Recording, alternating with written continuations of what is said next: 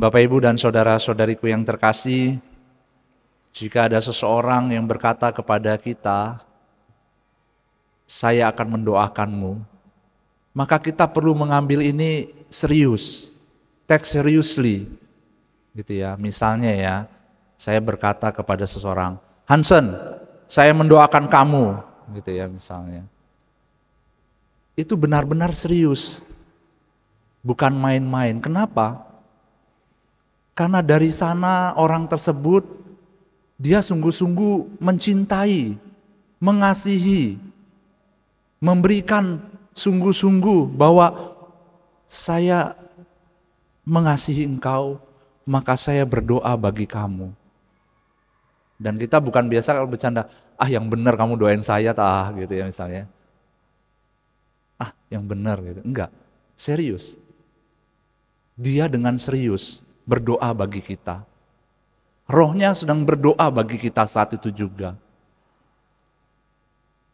Bapak, Ibu, dan saudara-saudariku, hari ini kita memasuki Minggu Paskah yang keempat, yang ketujuh.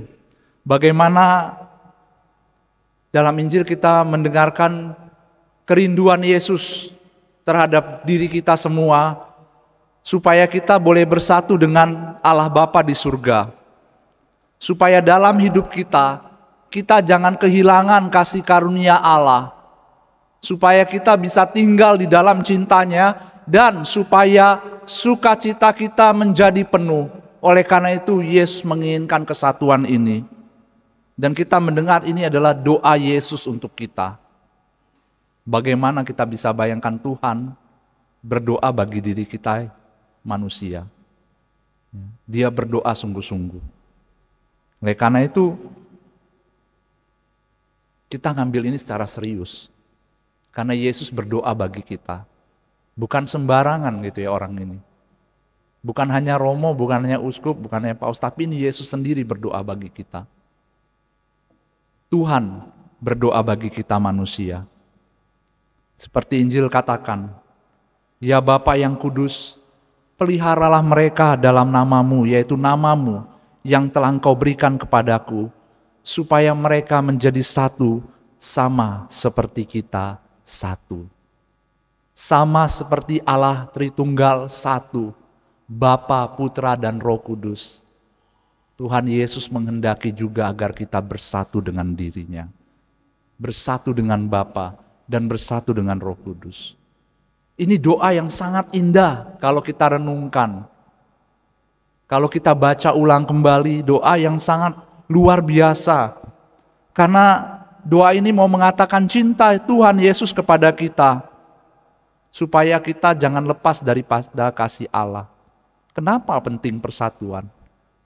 Karena kita bisa lihat, tanpa persatuan, maka segalanya hancur. Kita ambil contoh. Kalau keluarga itu cekcok, pasti tidak ada kedamaian. Kalau pasangan suami istri bertengkar, lalu terpisah, pasti tidak ada kebahagiaan. Karena hanya persatuan yang mengikat. Walaupun ya dalam itu Tuhan terus ikut ambil campur ya. Walaupun vas atau tanah, vas bunga ya, walaupun retak, Tuhan tetap bisa membuatnya menjadi indah. Tetapi Tuhan menginginkan sejak semula adalah kesatuan, persatuan. Kenapa? Persatuan dalam iman tentu saja. Oleh karena itu dalam bacaan Injilan ini, Bapak, Ibu, dan saudara-saudariku yang terkasih, kita dengar bagaimana ini dialog antara Yesus dengan Bapanya. Percakapan hati dari hati antara Putra kepada Bapa, antara Yesus dengan Allah. Percakapan yang mencerminkan bagaimana walaupun Tuhan telah naik ke surga, duduk di sebelah kanan Allah Bapa yang Maha Kuasa, Dia tetap memikirkan kita, supaya kita jangan jauh-jauh daripada Allah. Karena jauh daripada Allah, kita tidak menemukan kedamaian, tidak menemukan sukacita. Walaupun dunia menawarkan, tetapi kita bukan dari dunia, kata Tuhan Yesus. Di sini dia katakan, mereka bukan dari dunia, sama seperti aku bukan dari dunia. Panggilan kita adalah anak-anak Allah, bukan anak-anak dunia. Kita berada di dalam dunia, tapi bukan berasal dari dunia. Untuk itu Tuhan mengatakan, meyakinkan kepada kita semua. Dan Tuhan Yesus mengatakan, kuduskanlah mereka dalam kebenaran, supaya kita dikuduskan. Gitu. Ya. Tuhan tidak mau mengambil kita, walaupun kita bukan dari dunia ya. Tuhan mengatakan, aku tidak meminta supaya engkau mengambil mereka dari dunia, tetapi supaya engkau melindungi mereka dari yang jahat. Artinya Tuhan tahu kita hidup di dunia ini, tetapi Tuhan melindungi kita dari segala yang jahat. Oleh karena itu persatuan ini cukup penting, sangat penting. Persatuan kita dengan Allah di surga. Supaya kita jangan terlepas.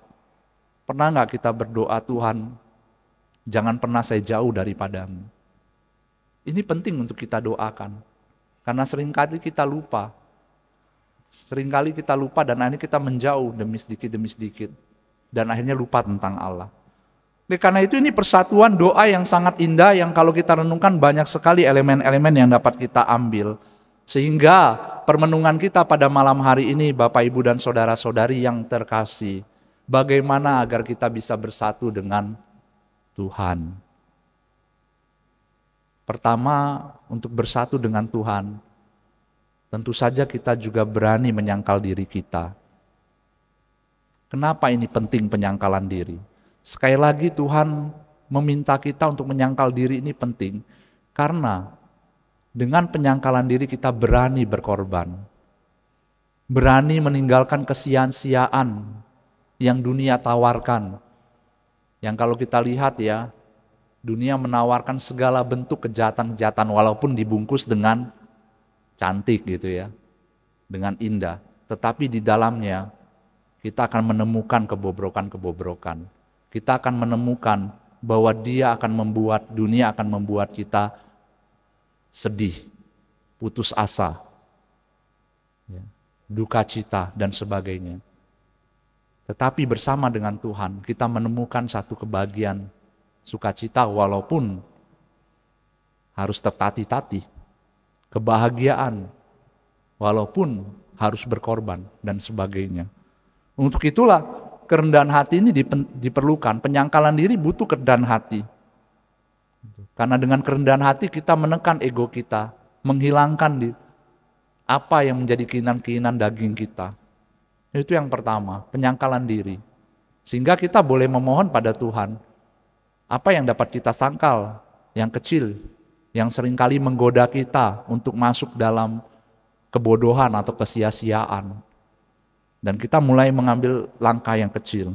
Lalu yang kedua, di dalam doa Yesus ini, doa persatuan, yang dimana Yesus meminta kita bersatu dengan Allah, ini ada dua wajah yang ingin diberikan kepada Tuhan. Bahwa persatuan ini tidak terlepas dari persatuan dengan Allah dan juga sesama. Ada dua arah, persatuan yang dalam, ya, bersama dengan Allah dan juga sesama. Kenapa? Karena kesatuan ini tidak dapat dipisahkan antara Allah dan juga sesama. Dalam bacaan kedua, surat pertama Rasul Yohanes mengatakan demikian. Saudara-saudaraku yang terkasih, Allah begitu mengasihi kita, maka haruslah kita juga saling mengasihi. Karena tidak ada seorang pun yang pernah melihat Allah, tetapi jika kita saling mengasihi, Allah tetap di dalam kita dan kasih-Nya sempurna di dalam kita. Sehingga supaya kita bisa mengasihi Allah, tentu saja kita perlu mengasihi sesama. Demikian juga supaya kita bisa mengasihi sesama, kita tinggal di dalam Allah. Oleh karena itu hal yang kedua ini saling terikat, yaitu relasi bersama dengan Allah dan juga sesama. Kenapa penting ya berelasi dengan Allah? Karena di dalam relasi bersama dengan Allah, maka kita akan diberikan kekuatan-kekuatan. Kita diberikan keutamaan-keutamaan dan rohnya, buah-buah dari roh. Secara pribadi, kita akan bertumbuh di dalam hidup rohani kita. Sehingga relasi bersama dengan Tuhan ini penting untuk dilakukan. Caranya ya banyak sekali. Doa-doa pribadi kita. Ya, biasanya kita mungkin bilang, wah saya sudah cukup kok berdoa di gereja, udah misa nih minggu ini. Nanti malam gak usah berdoa lah, karena kan sudah doa ya misa. Jadi malam nanti gak usah doa. Enggak, ambil doa pribadi kita. Lalu melakukan kegiatan-kegiatan belas kasih kita. Melakukan kegiatan belas kasih dengan cara ya aktif di dalam lingkungan, paroki, gereja. Karena dengan demikian kita bertemu dengan orang-orang dan dapat mempraktekkan belas kasih itu. Gitu. Karena tanpa bertemu dengan orang, maka kita tidak bisa melatih belas kasih kita. Oleh karena itu penting dua hal ini. Sebab itu Bapak Ibu dan saudara-saudari yang terkasih, mari kita memohon pada malam hari ini. Pertama-tama kerelaan untuk berani berkorban, menyangkal diri. Dan yang kedua, kita mau meningkatkan relasi kita dengan Allah maupun sesama. Kesatuan ini akan membawa kita untuk tidak jauh daripada Allah. Dan dengan tidak jauh daripada Allah, maka kita bisa dilindungi dari segala yang jahat, dilindungi dari segala apa yang membuat kita terikat, dan akhirnya membawa kita menuju pada sukacita yang penuh.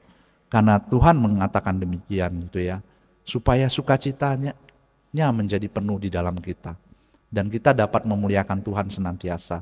Oleh karena itu dalam novena Roh Kudus yang kita jalani dari yang kedua ini ya, kita mohon pada Tuhan sendiri supaya diberikan Roh Kudus-Nya agar kita juga semakin hari boleh berjumpa dengan Allah di dalam hidup kita sehari-hari dan boleh menampakkan wajah Allah yang penuh belas kasih kepada sesama. Itu mari kita hening sejenak di hadapan Tuhan.